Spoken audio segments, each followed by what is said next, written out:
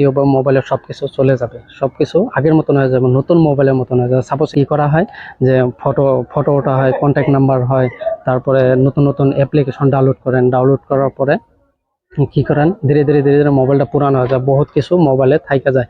তারপর বন্ধু মোবাইলটা চাইছে, চাওয়ার পরে আপনি কি করবেন, এই সেটিংটা অন করে দিবেন। অন করে দেওয়ার পরে সবকিছু একটা সেটিং আছে, আমি সেটিংটা হ্যাক করে দেওয়া হয়, যেমন হ্যাকারে যেমন মোবাইল হ্যাক করে, এরকম সিস্টেম আপনাদের কাছে সেটিংটা আমি দেখাই দেবো।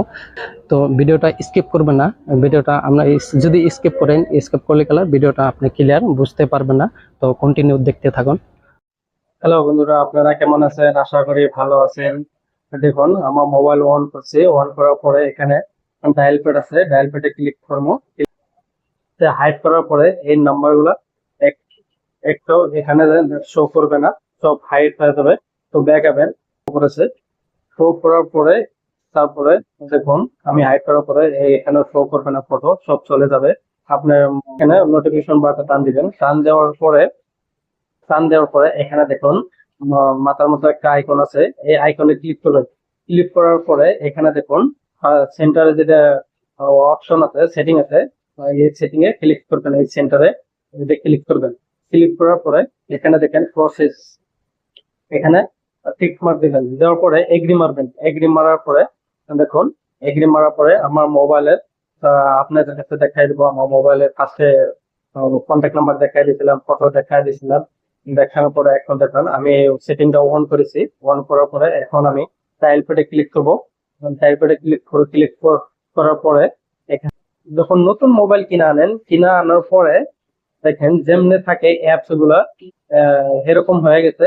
তো এখানে আমি ক্লিক করবো। ক্লিক করার পরে দেখেন ফার্স্টে আমি তো গুগল ফটোটা ক্লিক করবো।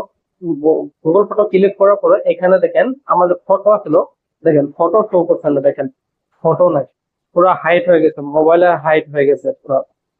যেমন হ্যাকারে যেমন হ্যাক করে মোবাইল, এরকম হয়েছে, হ্যাক হয়ে গেছে।